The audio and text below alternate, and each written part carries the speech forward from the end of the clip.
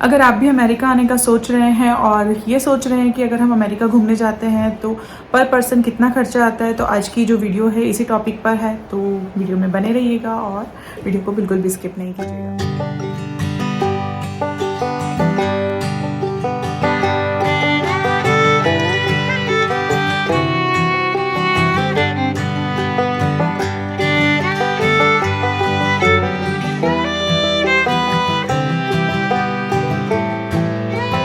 Hello guys, welcome back to our channel. कैसे हैं आप सब लोग? आई होप आप सब लोग ठीक होंगे और मैं भी बिल्कुल ठीक हूँ। आज का जो मेरा वीडियो है वो है अमेरिका आने में कितना खर्चा लगता है, इसी से रिलेटेड जो है आज की वीडियो है। तो वीडियो में बने रहिएगा और अगर आपने मेरे चैनल को सब्सक्राइब नहीं किया है तो प्लीज़ चैनल को भी सब्सक्राइब कर दे, साथ ही बेल के बटन को भी प्रेस कर दे ताकि आने वाली वीडियो की नोटिफिकेशन जो है आपको मिल जाए। अमेरिका आने के लिए अलग अलग तरह के वीज़ा होते हैं। H1 visa, L1 visa, B1 visa, B1 B2 visa, J1 visa, जैसे कि स्टूडेंट वीज़ा, F1 वीज़ा। तो इस तरह के बहुत सारे वीज़ा होते हैं। हम बात करेंगे कि हम कौन से वीज़ा पे आ रहे हैं। हम बात करें यहाँ पर टूरिस्ट वीज़ा की, क्योंकि सब तरह के वीज़ा अलग अलग होते हैं और हर कोई व्यक्ति, अगर जो भी लोग घूमने आते हैं तो मैं उनके लिए ये वीडियो बना रही हूँ कि जो लोग घूमने आ रहे हैं यहाँ पर और घूमने आने के लिए, अगर आप यहाँ 15 डेज के लिए आ रहे हैं या 1 मंथ के लिए आ रहे हैं तो आपको कितना खर्चा आएगा, उससे रिलेटेड जो है आज की वीडियो है। तो सबसे पहले, अगर आप जो इंडिया ट्रैवल करना चाह रहे हैं तो आपके पास अगर पासपोर्ट है तो अच्छी बात है, अगर नहीं है तो आपको पहले पासपोर्ट बनवाना होगा। पासपोर्ट बनवाने के लिए आपको पासपोर्ट की फ़ीस रहती है 1500 रुपये जो है पासपोर्ट की फ़ीस होती है। अगर आपको तत्काल में पासपोर्ट बनवाना होता है तो उसकी फ़ीस होती है 3000 रुपये। अगर हम नॉर्मल प्रोसेसिंग में पासपोर्ट बनवाते हैं जिसकी फ़ीस 1500 रुपये होती है, उसका 21 डेज़ या 1 मंथ के अंदर जो है आपको पासपोर्ट बन के आ जाता है। अगर आप तत्काल में बनाते हैं पासपोर्ट तो आपको 7 डेज़ में जो है आपका पासपोर्ट बन के आ जाता है। उसके बाद हम बात करते हैं पासपोर्ट के बाद वीज़ा। अगर आप किसी भी बाहर कंट्री में घूमने जाने का प्लान कर रहे हैं, अगर आप अमेरिका आने का सोच रहे हैं तो फिर उसके लिए आपको वीज़ा लगवाना होगा।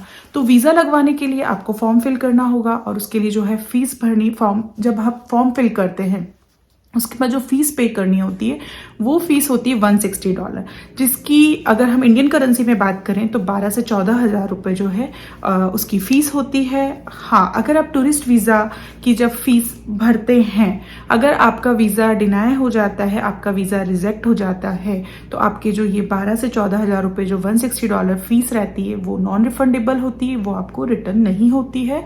और अगर आपका वीज़ा रिजेक्ट हुआ तो आपकी फ़ीस भी जो है आपको नहीं मिलेगी। और अगर आपका वीज़ा जो है अप्रूव हो जाता है तो 12 से 14 हज़ार जो है आपका वीज़ा फ़ीस लगता है।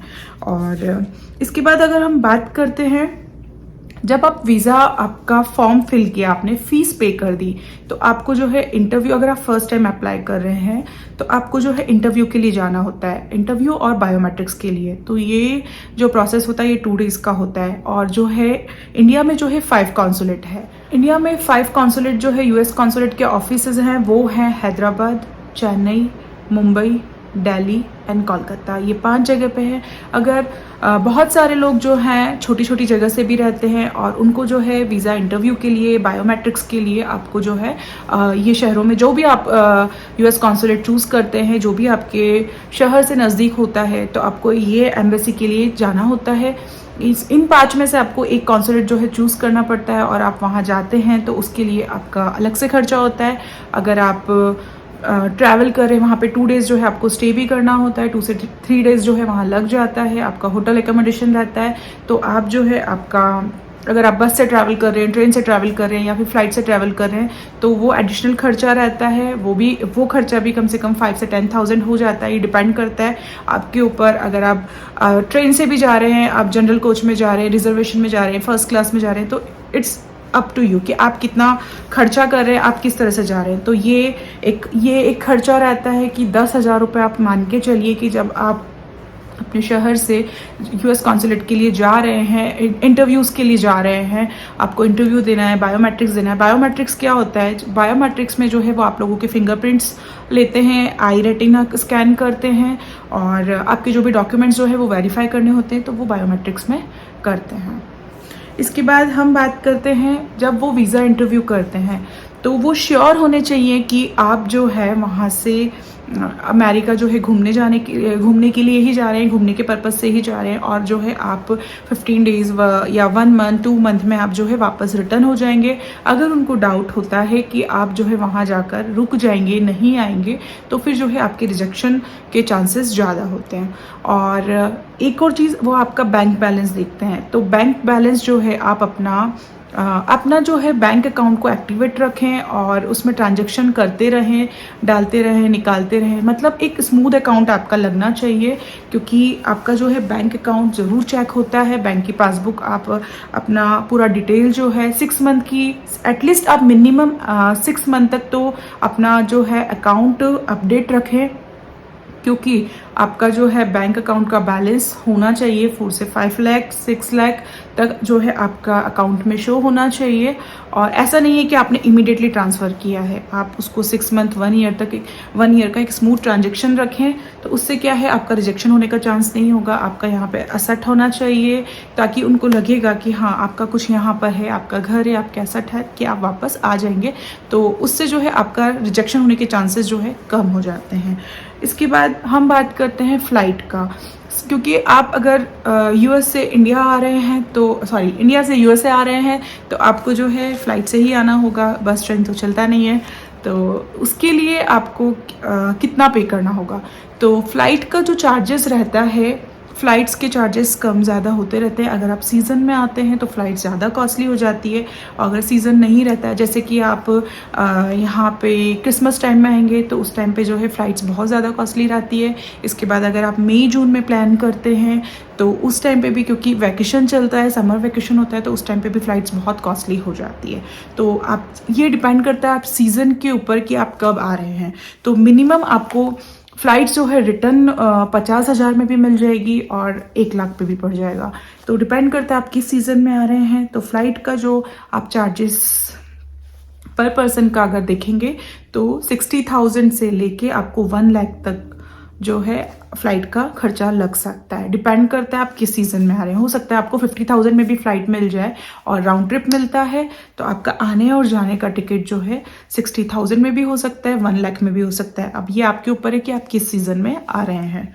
इसके बाद वो लोग, ये भी रहता है कि एकोमोडेशन, अगर आप यहाँ पर आ रहे हैं, अगर आपके फ्रेंड्स हैं, रिलेटिव्स हैं, अगर आप किसी को जान पहचान वाले आपके लोग यहाँ रहते हैं, तो आप उनके साथ जो है यहाँ पर स्टे कर सकते हैं। अगर आप यहाँ पर आ रहे हैं और अगर आप किसी को जानते नहीं हैं, घूमने के पर्पज़ से आ रहे हैं, तो फिर आपको अगर होटल में स्टे करना है, तो होटल का जो है आपका खर्चा जो है डिपेंड करता है आप किस होटल में रह रहे हैं, लेकिन आप $200 मान के चलिए कि एवरेज आपको कभी कभी डील में $100 भी मिल जाता है, 150 भी मिल जाता है, और कभी कभी 200 भी हो जाता है, और कभी कभी और ज़्यादा भी हो जाता है। तो मैं आपको एक एवरेज पकड़ के चल रही हूँ। $200 जो है, ये लोग जो काउंट करते हैं आपका बैंक बैलेंस, उसी से ही काउंट करते हैं कि आपके, अगर आप 15 डेज़ के लिए जा रहे हैं, तो आपके अकाउंट में 4 लाख 5 लाख होना चाहिए कि आप जो है वहाँ पर रह रहे हैं और अपना खर्चा खुद उठा रहे हैं। ऐसा नहीं है कि इनके ऊपर भार आ जाए। तो इसलिए वो आपका बैंक अकाउंट चेक करते हैं, और एवरेज वो पर डे का $250 जो है मानकर चलते हैं आपका अकोमोडेशन का।